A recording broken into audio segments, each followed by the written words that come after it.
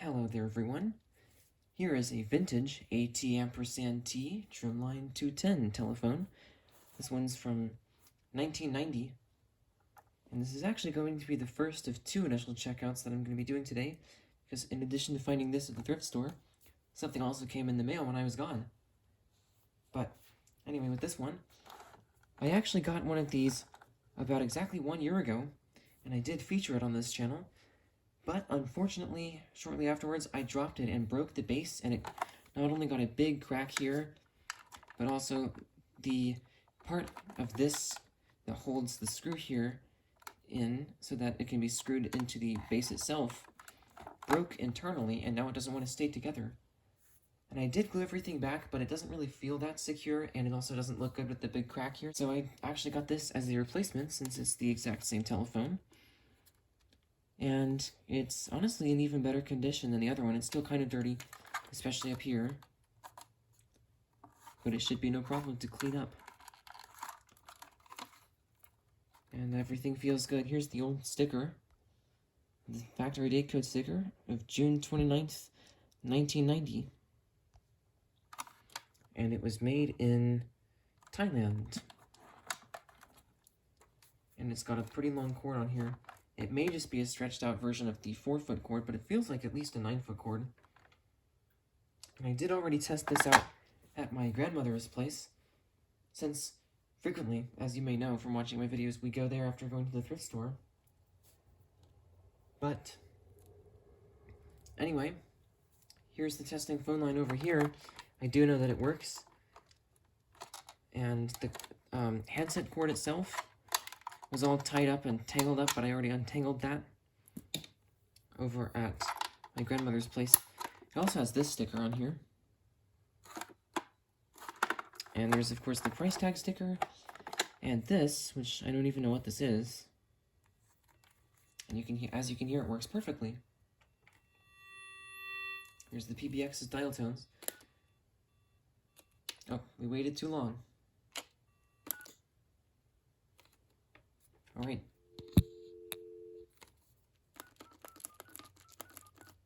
All the buttons seem to be working good.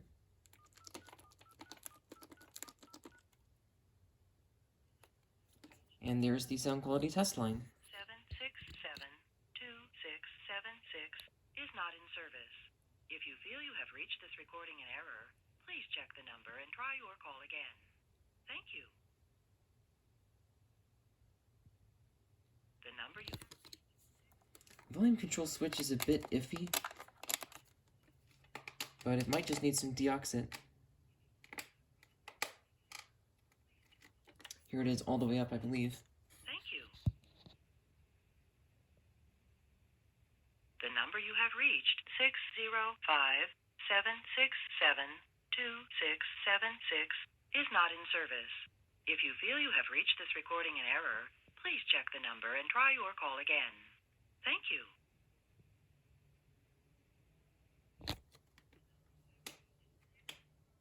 Still perfectly clear, even all the way up. To be honest, it sounds kind of like something might be slightly wrong with the speaker, because it's just a lot quieter than most AT&T phones that I've ever used. And it seems like there's no background noise, like not even any static that you can hear in the background, which is also very unusual for a corded phone. But it does still at least work. And as you heard, it got pretty loud on the high setting, so this is definitely usable. And I redial. Yep, that works, and it stores a lot of numbers. Dials pretty fast, too. With the mute button, I'll test that out in a minute. And let's just switch to pulse. Yep, it's still on the line. Okay. Oh, I didn't switch the switch all the way. That would be why. Oh, it thinks I'm flashing. Huh. Wow, okay. Alright, so I'm going to call up the testing phone and leave a message. Okay, let's listen to the message. Wow, unfortunately it filled up, but at least it didn't cut me off. 1 new message and 20 old messages. Alright. Alright, I am now leaving a message from my vintage AT&T Trimline 210. And it actually does sound like it has good sound quality. I think maybe I just wasn't listening to it closely enough at first. I mean, of course it has good sound quality, but I don't think there's anything wrong with it. Now I'm going to test out the mute function. I depressed the button twice there. Okay, goodbye. Saturday, 5:15 p.m. End of messages. Sounded fantastic. Okay, and then lastly, it did come with the two memory cards. There's a phone number on there, so I'm not going to show you the full card itself. Here's the bottom part of it. Come on, focus. Okay, there we go. And each card actually has a different number. They're both written in pen, but with different colors. And they're even in different area codes. But on both cards, none of the actual memory locations are filled in. It's just the this number section. And unfortunately, it did not come with the piece of plastic that keeps these in place. But since I have the other one that is in not as good condition, I can simply use the plastic piece from that one. So there we go. That'll be it for this initial checkout of a good, vintage, simple, corded telephone. Thank you for watching.